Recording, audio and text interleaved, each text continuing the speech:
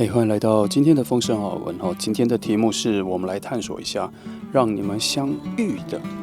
特殊连结是什么？那个超然连结是什么？哈，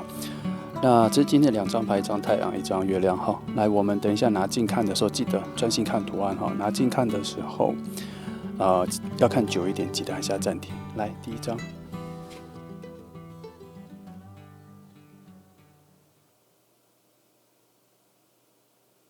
好，第二张。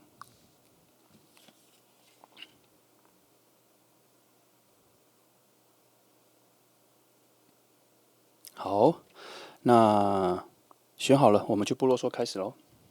好，那我们就先从选择第1号牌的朋友开始。今天的题目是来探索一下你们之间的特殊连结、超然连结是什么？哈，那我们今天一开始就直接从两人连结的那个部分来看哈。它的连结就是说，它连接了所谓的物质跟一些很直觉的、很直觉的、很精神面的那一个连接的那一个关卡，它是用什么方式？它的性质、它的结构是怎么走向的？我们也来，我跟你一起来深究一下哈。好，那今天的这一个人应该是近期，然后我们会以新恋人的角度来看，就是下一个跟你会有产生情感交流的人哈，你现在跟他的连接应该是什么哈？来，好，是哈，国王牌，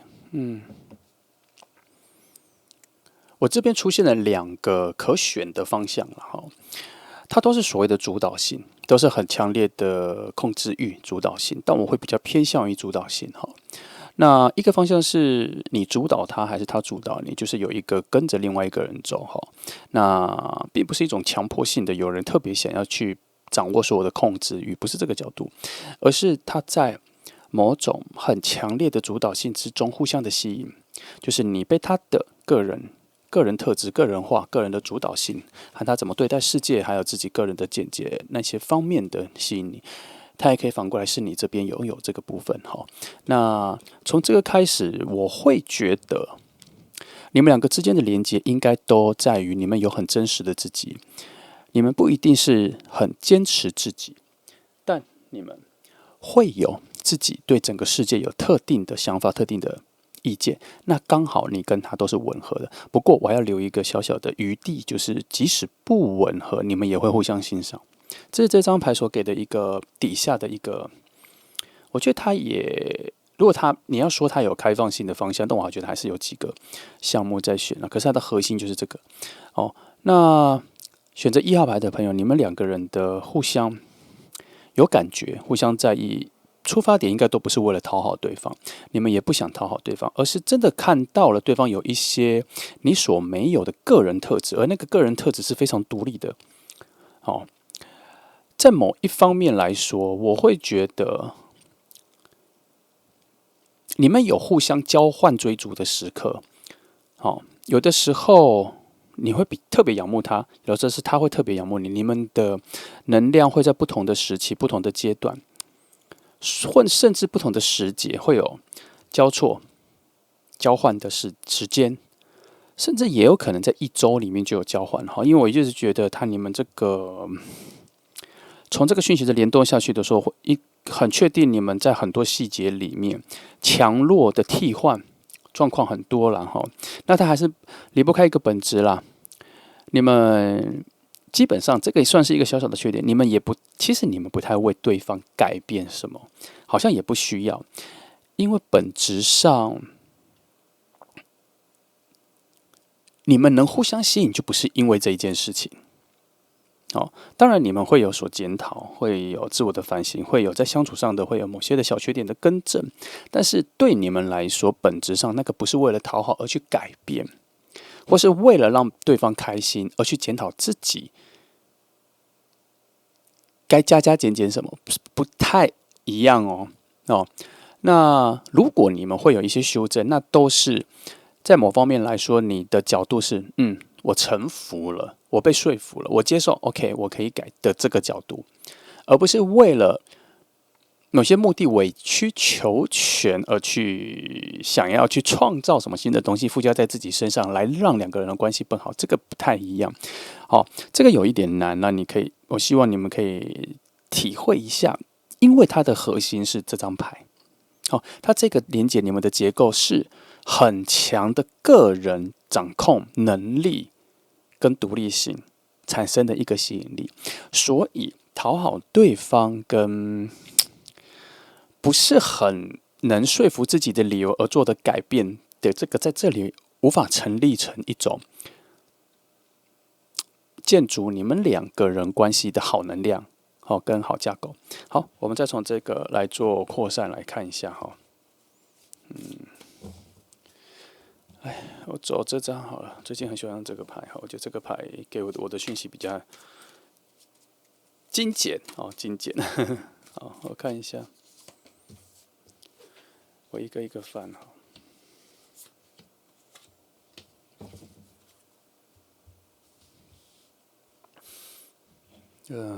先看一下，我选最难的位置先看好了哈。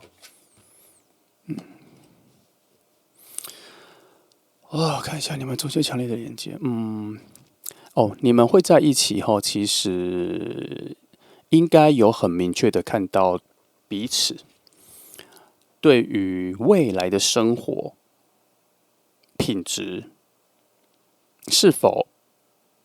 对你来说有加分作用，他也会这么觉得哈。今天这组我讲到现在才讲到第二个断点，我觉得你们的同步性很强，当我讲你的时候，应该也通常是讲他了，因为我没有发现有什么需要很强烈的感觉是需要我区隔分开来讲的，所以我如果讲你的话，应该也是同时讲他哈。那对于未来的应该说有些人在一起，他唯一开的条件是兴趣要相同，要接近，因为他怕无聊。他怕两个人兴趣不同的话，要交来交去不符合，就是会有点对撞这样子。那有些人，想要找跟自己一样的人，他想要找 twins， 想要找相像的人这样。那你们这一组有很大的成分想要找对自己的人生未来有加分的，尤其是在生活物质品质上面，不要拖到另外一部分，最好是两人相乘哈。譬如说，两个人都喜欢玩，都喜欢对投资有兴趣，那你们两个就可以每天谈天说地的，就对这个很有兴趣。然后两个人的敏感度也都在这边，所以你们两个人交换意见，所以两个人在一起之后就常常聊这些投资啊、股票啊这些基金 ETF 这些东西。那就是你们俩这组比较像是这个方向。我不是说都是投资了，我是说对于生活未来的展望，10年会长怎么样，20年会长怎么样，这是你们选对象一个蛮重要的一点。也不是说这个点是完全没有浪漫成分啦，只是你会觉得人生的行走路上，这个是最踏实、最扎实的哈。那牌阵来说，这个位置是落在非常严格的位置，也就是说，本质上你们对这一件事情的要求其实蛮高的。那会不会说出来？会不会把它当成是一种标杆？就是我要恋爱一定要只能选这样子的人呢？目前看不出来，目前只是觉得说这是你们内心的某种执着，应该也是因为你很严格要求自己的人生每一步在生活品质上都要有所提升，所以你也会希望你能找到的另外一半跟这方面的想法跟你一样是吻合的啦。也许不是特别一定要有互相加分作用，但至少不能太差，或是不重视不重视。来，我再看看一遍。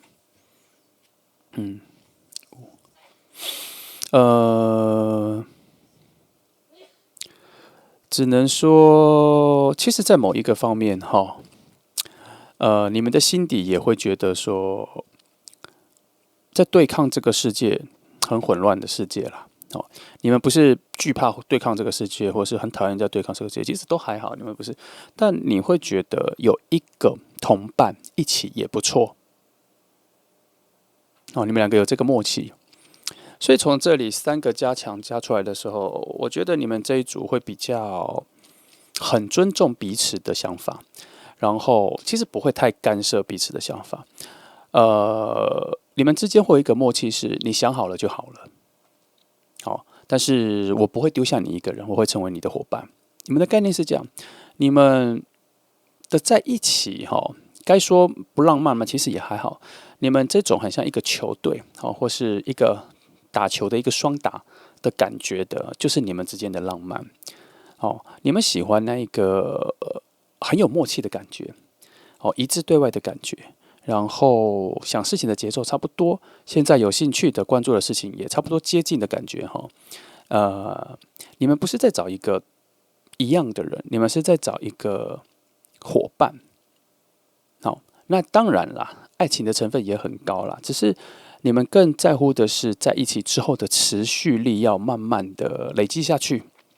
要累积很多生活上的，我不能说都是物质上的，因为我们对物质这个形容有一点点的偏见，或是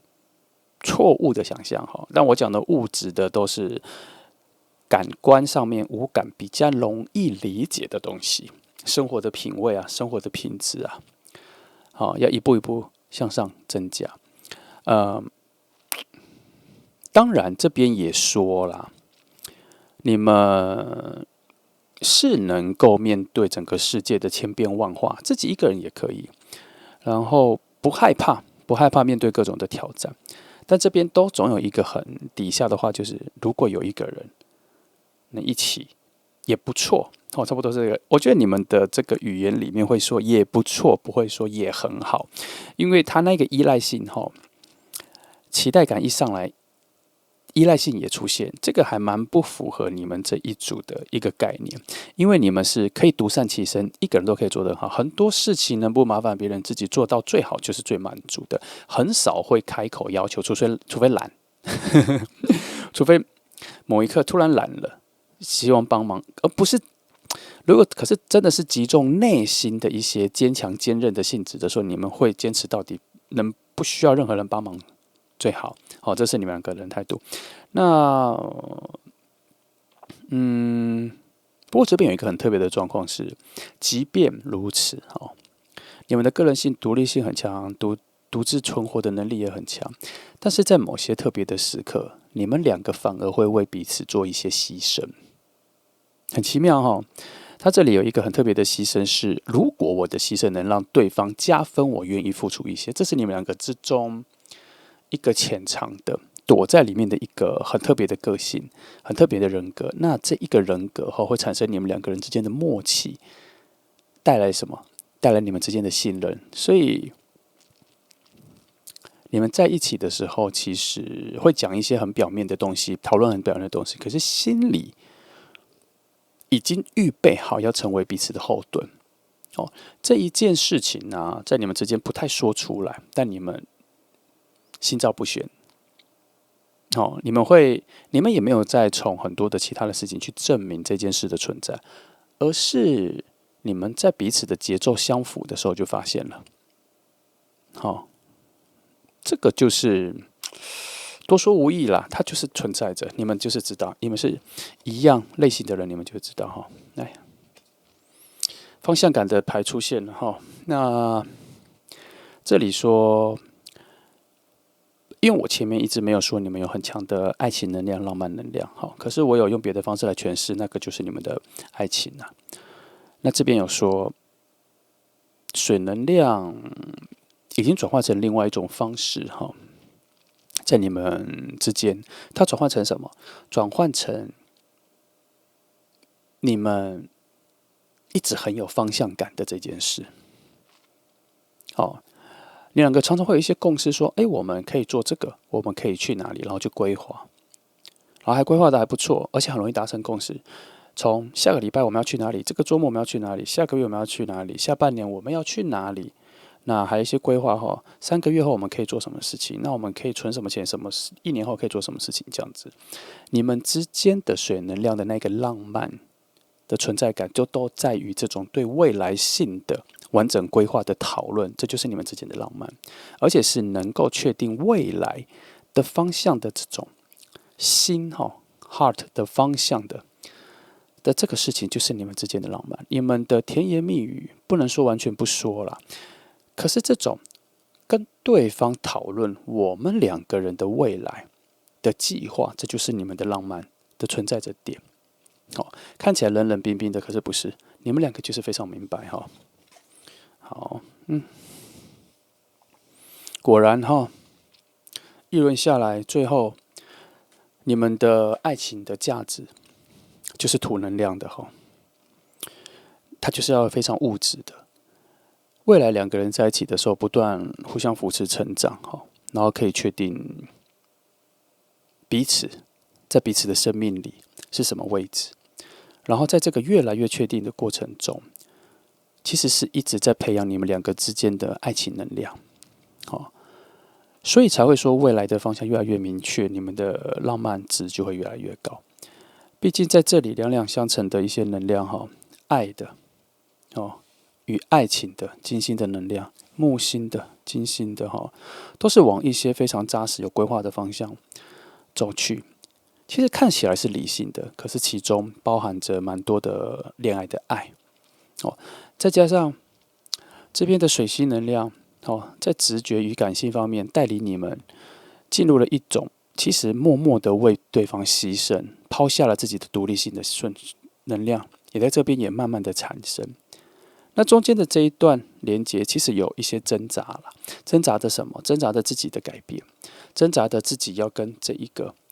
国王室的独立性有所改变，因为你们必须要拿掉一些的东西，偷偷的为对方付出，然后你们会慢慢的习惯，也慢慢的在这些付出之后，彼此难以割舍，彼此难以割舍。那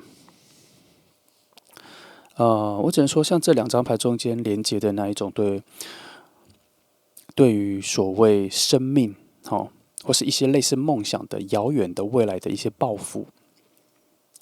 你们都是有耐心的，因为这两张牌其实都是需要一些时间去进行才能够找到答案的。那它在一起，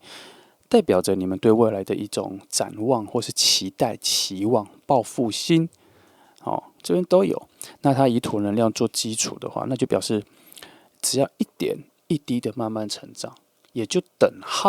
等于你们两个的感情越来越稳固。这是你们两个架构，你们两个感情概念的一种逻辑啦。扎实踏实的人生，成为彼此这一条路的伙伴、伴侣，才是最重要的，而不是把它弄成一种绝对浪漫的爱情泡泡，或是表现得很亲密、很黏腻，不断的晒恩爱这种。你们不需要这种证明。你们希望的就跟我刚前面讲的那一种一步一步的进步，一步一步的加分，这样子的恋人要的伙伴才是真的在一起，这是你们的概念那这两张牌其实都讲的是一种行走的方向啦。我们刚刚前面讲说这个就是你要一步一步要成长嘛，这里也说了你们很有把握能够走到未来想要走去的地方，而且即便目标梦想不明显，慢慢走去就会发现这个两个都是这样子的行走方向，而中间这一个连接在告诉我说，你们两个会在一起除了是找到一个伙伴之外，还可以从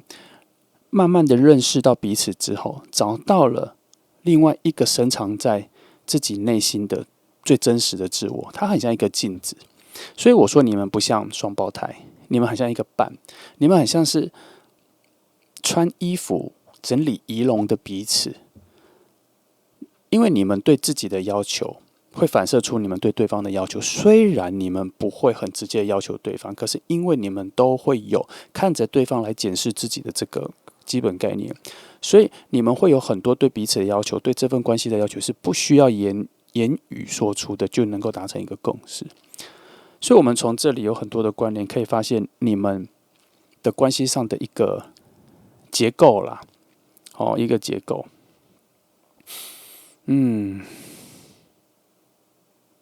只能说，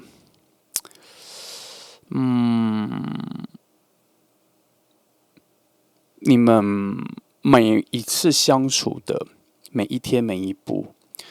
都在不断的加分，而且还能够更探索彼此精神面的。你们看起来好像都是只有土啊、宝剑、风能量的，比较偏向理性分析这那一种的。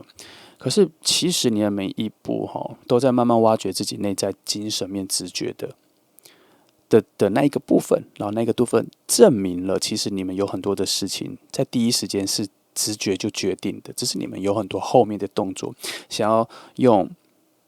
真正的去实践你的想法，或是去判断分析你的想法，来确定你的直觉一开始就是对的。可是你们不会一开始就依赖直觉，或是承认那个直觉的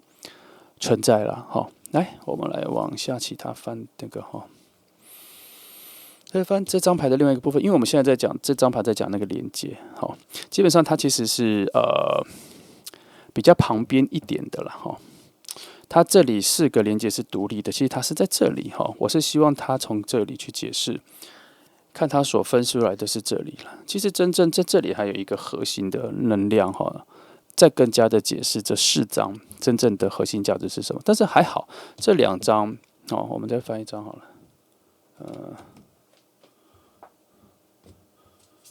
但其实没有什么差别，因为它这里也是有一条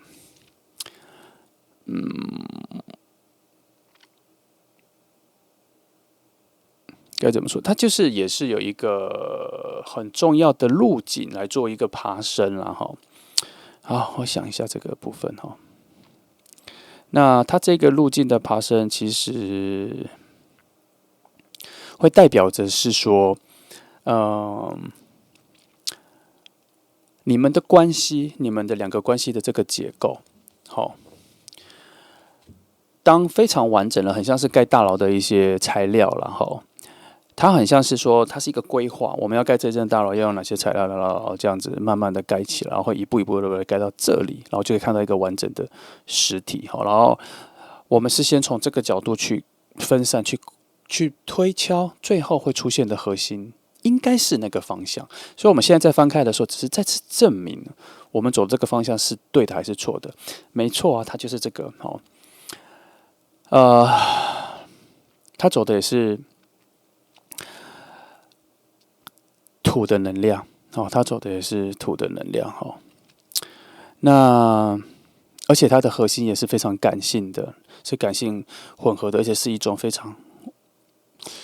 很好的土壤，用来耕种出更好的未来、更多的东西的土壤，很像我们前面所讲的，就是每一步你怎么走那一步，就要有什么样子的收获，这是你们2个在一起的一种很核心的定义，不能减分。至少不能减分，加不加分不重要，但不能减分。所以这份关系确实是很像你们2个在一起的时候，在培养一个很重要的土壤，就是你们想要种出好的植物、好的农作物，首先找到好的土地、好施肥的土地、好成长的土地，位置很重要。那这里就是说，你们2个的相处，其实就是慢慢的建立那一个非常好的土壤沃土哈。那一份沃土在你们脚下，其实也不是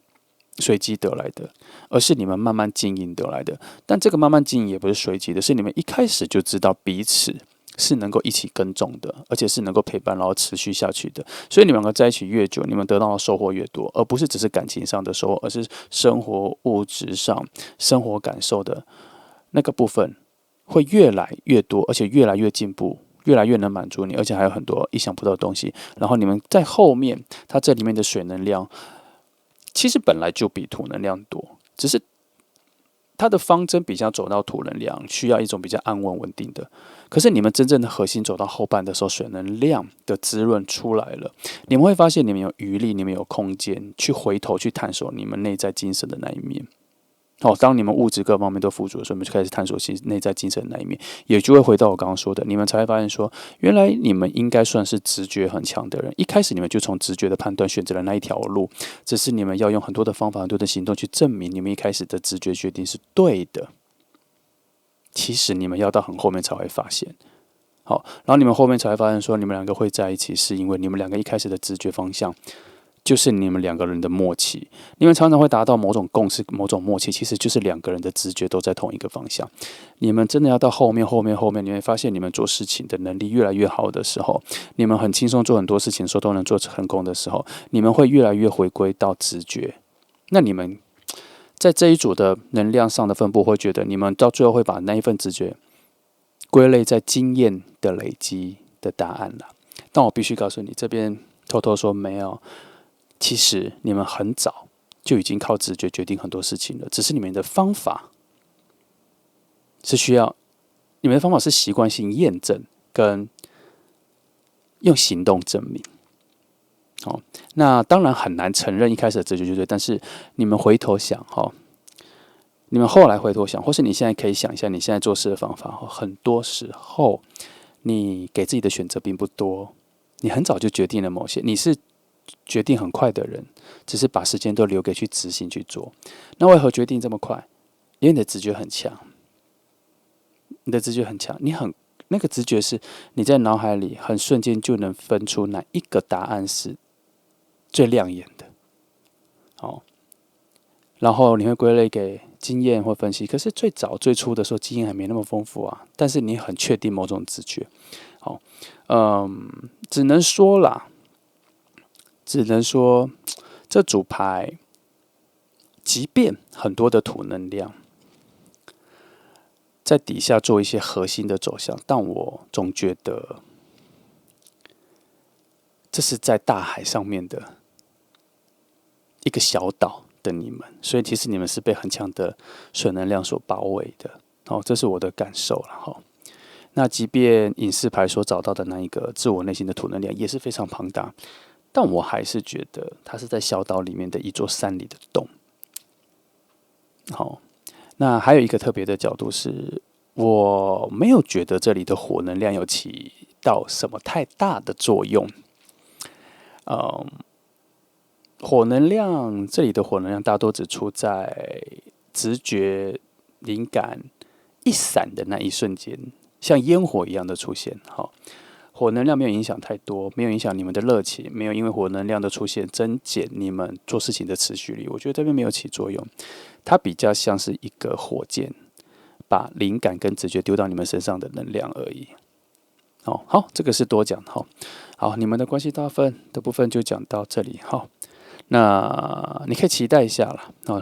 今天比较少的牌就讲到比较多重点哈，因为我今天讲了比较多隐藏在牌阵下面的讯息。我很多时候我会去用翻牌的直接去解答那个下面的讯息。那我现在觉得，这个牌还蛮顺的，架构很完整，就不需要了。所以今天的比较少的牌就可以解答到这里，帮你翻译一下上面给的讯息，帮你组合出来。好，那你期待一下啦。基本上，如果选择1号牌的朋友，你是蛮务实的哈。你比较不喜欢缥缈的，其实你也不太相信直觉的哈。你喜欢实做，得到答案的，或是验算分析用到答案的，不太凭感觉的，你应该会找到跟你差不多的人。好，那这个是前半阶段，后半阶段，你慢慢的会发现，你的精神力其实超越了很多你多余的行动证明，好吗？那你可以期待一下自己的这个变化跟跳跃。好，那这就是1号牌的朋友哈，谢谢你来听哦，祝福你。好，接下来是选择2号牌的朋友哈。那我们今天的题目是，你们之间的一个很特别的、特殊的连接，潮的连接哈。我们来解构一下它的意义是什么哈。来，我们先直接从连接的部分来看那张牌的核心是什么哈。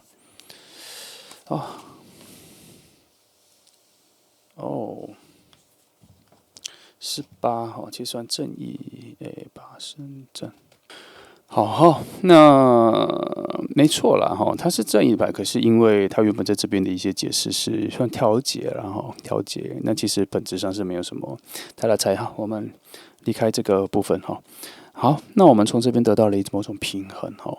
你们两个的相遇会达到一种非常高度的平衡。好，这个算是你们两个相遇非常核心的一个状态了哈，就是这个所谓的平衡。是哪种方式的平衡？跷跷板的平衡吗？还是完全不同物质的铁与铁块跟棉花的平衡，重要的平衡呢？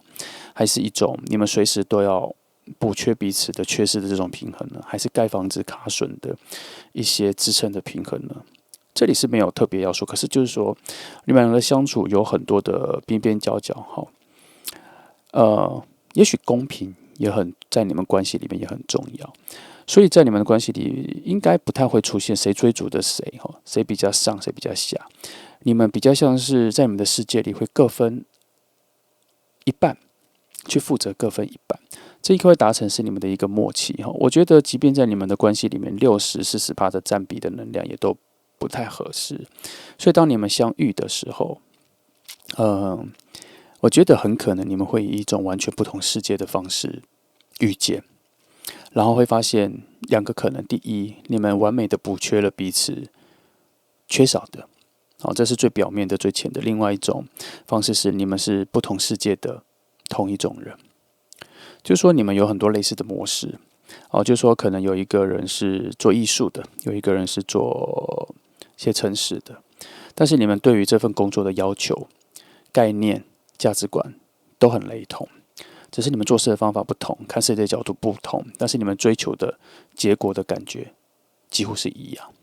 所以你们有可能会用不同的角度去切入同一件事情，然后互相补足。就像我这边讲的艺术感性，然后工程理性，你们会在同一件事情上面刚好用两种角度去互补了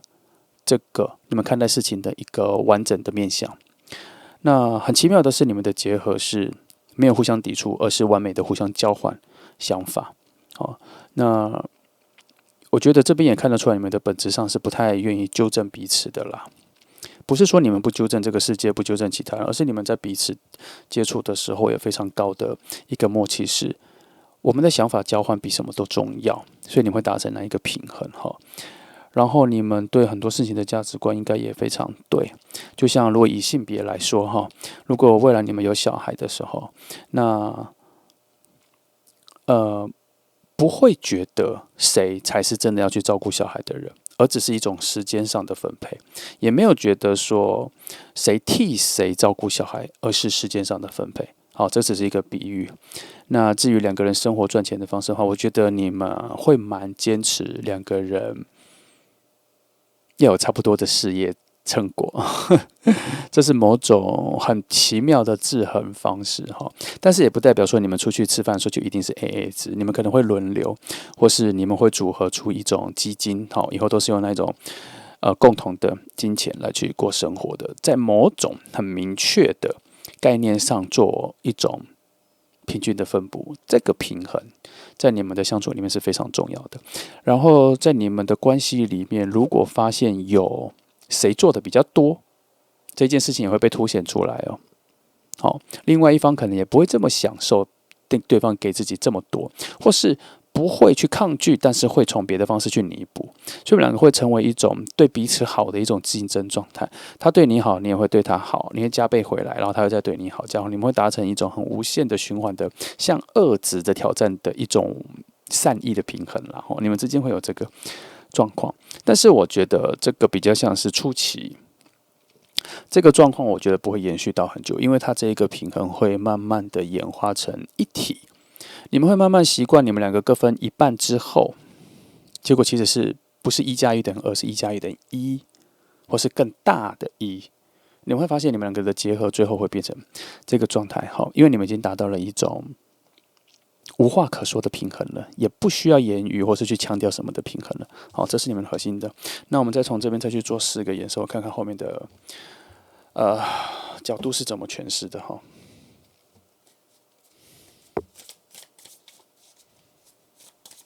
来，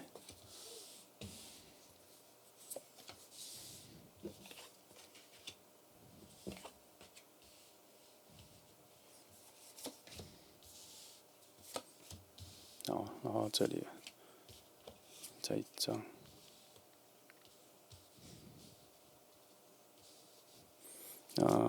我看一下哈，这里我先盖一个往更遥远的地方去的一些讯息。那我们这边来解答一下你们最接近的一些范围里面该面对的一些状况哈。好，来，我们先从其他这4张来看一下哈。那这里好像还可以再盖2张，等下我们再来做解答。好，把这些解完就好了哈。我看一下，好，你们有一点点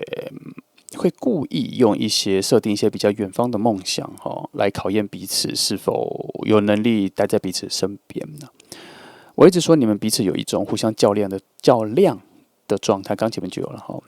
然后这会敦促你们两个的关系的成长。你们的恋爱值，我觉得那个浪漫程度不够。好，即便我刚刚用艺术跟写工程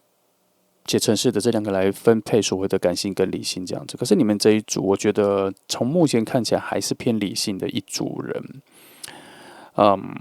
你们会用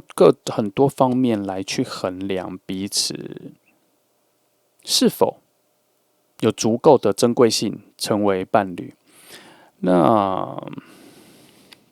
哇，考验还蛮多的哈，这里竞争感都很多哈。你们两个有一点点在相处上了，我觉得你们会刻意的刁难彼此，然后以至于证明彼此能在彼此身边。你们两个有一点互相伤害，可是这个互相伤害不是真正的伤害啦。我讲一个比较好笑的是，你们有一种 SM 的情愫在里面呢，哈，在互相的嬉闹、互相的戏弄，来表达对彼此更多的爱，然后因为又是互相的，所以会有一种你来我往的快乐在里面。在别人眼里看起来好像是有一种互相伤害，可是没有，其实这是你们之间的一种情趣、乐趣跟快感。然后在这个相处里面相处久了之后，你们会找到彼此在这个世界上的一种特殊性，然后会确立彼此在自己的世界里的一个位置，很难被其他人所更换的位置。这组有一点点搞怪，也可以说是有一点点小变态哈，就是但是我觉得这个其中的一个暗物质跟恶物质，就是你们两个之间的浪漫啦，哈，这个很难形容啦。两个在一起的时候就会知道了，它这个不是属于一种。如果你有看阿达一族哈，或是Netflix 的 Wednesdays 大概是那个角度有一种恶趣味在你们的关系里面啦但是你也可以把它当作是说，你们有把彼此当成是一种生活里面的唯一对手的竞争感可是它这个所有的底下的本质都还是偏浪漫的，虽然这里面有水能量。但，所以我才说这个有一点 SM 的那一种概念，然后这个我要后面再翻来，我们先走到比较远的地方来看哇，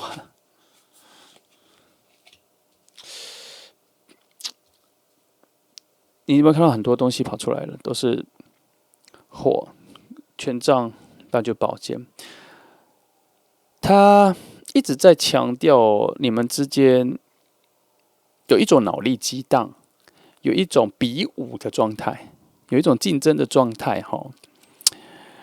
有一种亦敌亦友的状态，有一种自己人的状态。可是只有自己可以骂自己，只有我们自己人才可以骂自己人的感觉。可是你们对外又是一致同仇敌忾的感觉，好像要闹要吵什么，就只有我们自己两个，别人不可以对我们两个有批评什么。所以从这里看得出来除了前面的那一个绝对平衡之外，你们还在这个平衡里面处在一种看起来像互相伤害，可是其实根本没有伤到彼此的一种乐趣、快乐在里面为什么？因为我刚刚说你们要达到一个绝对平衡嘛，所以不会有人比较高、比较低，不会有人比较多分，不会有人比较强，有人比较弱，没有这个方向。所以，因为你们很明白这种相处，很明白这种关系，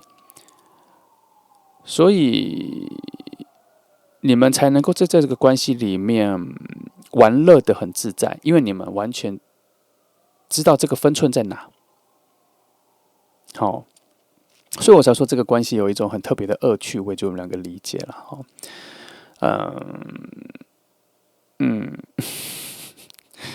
这是一个蛮特殊的状况，然后这个组合然后他带领我往那个方向去。我只能说这是你们相处的美感啦。来看一个，又是宝剑。好了，我觉得这边只是再次证明一件事情是，你们不是外人眼中看起来的那么喜欢斗嘴啦。其实不是啦，这是你们两个的爱的语言你们爱的语言的模组这组有其实我这组放到现在，我觉得整个讯息很单一只是不断的在重复确定。我看一下这里。然后你们，嗯，你们还蛮喜欢分头去做自己的事情的啦，哈。可是你们又会特别留一半的自己的时间跟空间给彼此，看起来好像标榜着自己的事情比较重要，可是其实也偷偷的把互相陪伴的时间给留住了。好，那这边有偷偷在某一个绝对理智的位置，好，一个所谓智慧的最基础的角度给了宝剑三。他在讲的一件事情是，其实你们两个现在的作为跟你们所理解这个世界的方式都是从痛苦而来的。哇，这组真的还蛮像阿达一组的那一个概念角度，都是从恶趣味的角度、暗物质的角度去研发一些很正能量的很欢乐的东西。这边说，其实你们有很多的生命能量是来自于感受悲伤与痛苦、他人的、自己的、过往的经历的、这个世界的都可以。而且是可以快速的吸收到能量，而且快速的可以感受到启示。那也难怪你们两个最接近，跟你们两个相处的时候，会有一种看起来像是折磨对方、戏弄对方、整对方，开彼此玩笑，可是却从来没有伤到本质。你们都明白那一个是一个你们的生命能量的来源，所以我才说这才是像你们之间的那一个甜蜜啦。那你们有各自的非常强的独立性，有各自的才华，有各自的能力，然后互不相干，却能够互相协助，也没有互相要侵蚀，也没有强迫彼此要学习，也没有要对方，完全没有要对方跟自己一样，甚至类似。所以你们的这个平衡有一点点处在一种绝对的不同、绝对的相异，而且你们很求异哈，求就是祈求的求，异是异形的异哈，而你们在彼此的关系里很求异，你们更希望彼此能够千变万化，能够有很多的成长，能够有更多的惊喜，但是不要跟自己一样，因为你会觉得你们彼此都觉得我们各占了一方，彼此是成为对立的，才能够达到一种完美的平衡。这就是你们基本内在的一种很强的概念了哈。那因为你们两个就像是两个最相当的国家，所以你们中间会制造一些纷争，好像要证明彼此还有一些活力，然后还有一些创意，还有你们两个能展现彼此的生命力，这就是你们相处的方式。它不是一个甜蜜浪漫的，但是吵吵闹闹很热闹，这个是一定有哈。好，只能说这是很特别的一组了哈。来，我再看一下哈。这组讲的蛮快的，没关系。我再翻个一些特别旁敲其他的角度来看一下你们彼此真正的一些特殊的连接。好，来，我翻2张，这里，来在这里，因为还是一些比较顽固的硬派的能量哈，就是比较不感性的能量了哈。我看一下这2种未来性的一个浮现哈。好，这边有说，其实你们两个彼此的外在表面哈，长相各方面表面的东西表层表皮的东西，其实一开始就互相吸引了啦。所以它有一点点类似说很满意，第一次见面初见面印象都还蛮满意的，所以后面发展下去头才发现说好像是类似的人哦。我觉得慢慢看下来蛮接近像是不同时空里面的一样的自己。好，你们两个有这个概念。那在感官上面，你们在越来越接近的时候，其实有比想象中的再更黏、再更靠近一点，因为你们在感官上面感官上面就是看得到、摸得到、闻得到，的这些角度，五感的角度里面有越来越喜欢，浓度也越来越高，两个人互相牵连的很多共通点有越拴越来越紧。那你们还有一个能力，还有一个状况是，当你们两个越来越靠近的时候，就像刚前面这些一些纷争、摩擦、互相折磨的一些暗趣味的东西越来越多的时候，其实你们的关系已经会进入一个跟初期完全不同的形态了。相处方式也会变，可能这个吵吵闹闹也会变哦。你们已经习惯了某种很近的感觉哦，你们已经很靠近了哈，感受到那一种那个内在的模式，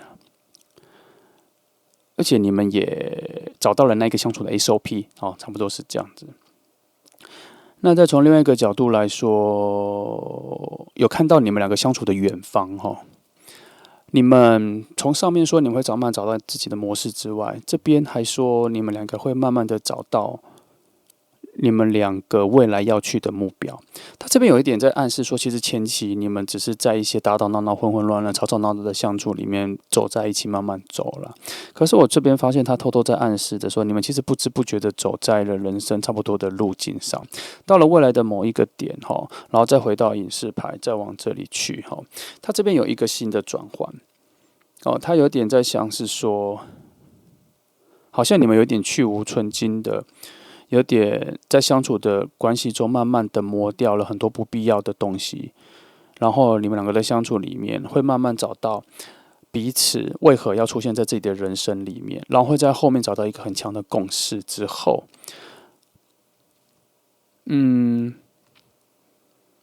感觉在这盖一起的中断之后，你们就会有很大的改变。就是你们的相处模式好像会开始偏安静，因为你们好像很确定了彼此在彼此的人生里面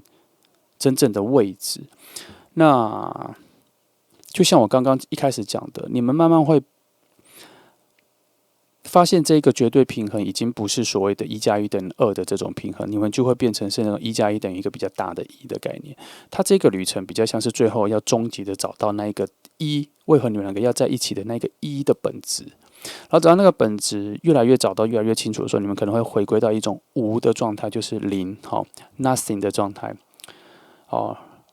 然后也有可能会接近一种 empty 的状态。那个状态是怎么形容？就是你们已经没有所谓的你我了，你们只有所谓的一起，好，就没有所谓的内在谁是什么是你的，什么是我的，只有两个人一起协力的。那像这种结合，最后比较难受的是，可能就是某一个人的死去，因为他会回归到所谓的一的本质，就是没有所谓的结合，就是只有自己。好，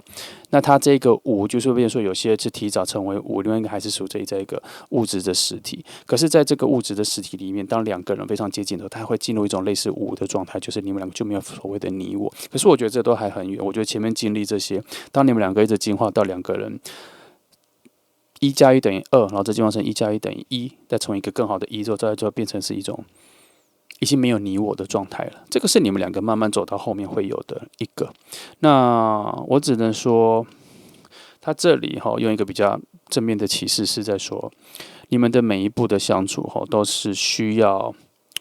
去寻找那一个新的新鲜感、新的挑战、新的解答、新的提问。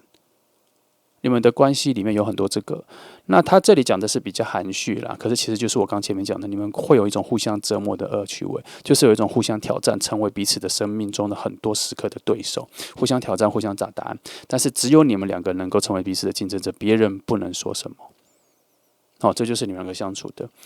那也许看起来好像吵吵闹闹，可是其实你们很早就已经黏腻在一起，分不开了啦。好，这组比较特别啦，好，但是我觉得这组走的会比其他。我觉得看起来表面温馨跟浪漫的走得更远，而且那个内在的那一个连接扎根捆绑性更加的密合尤其一开始从中间关系的结构是要从绝对的平衡，然后再走到隐士牌，成为你们最核心的那一个亮点都是处于一种比较稳定的状态。那从这里看起来，并没有任何其他的什么风能量、土能量能够去影响。我觉得那些风能量、土能量，风能量、火能量的噪音都只是你们之间关系的情趣啦，并没有影响到本质的走向。从这边看得出来，你们一开始本质的走向就是要走到一个合而为一的状态。好，那差不多了，就是这样。你可以期待一下这个人我只能说，这个人出现跟你在一起的时候，初期看起来还蛮安静的。你们只有在私下的时候会有比较多的斗嘴，但是不要误会，那个斗嘴是你们两个感情不好，其实那个就是你们感情特别好的一个证明。好，那他出现的时候，你会感受得到。好，尤其那个磁场很类似，感觉像来自不同的世界，但是有一种你会觉得为什么一直在学我说话、学我讲话、学我做事的感觉，会有这样子的感觉，它会出现在你身边。好，那就这样，二号牌的朋友哈，今天就短短的就这些哈。那谢谢你来听哦，祝福你。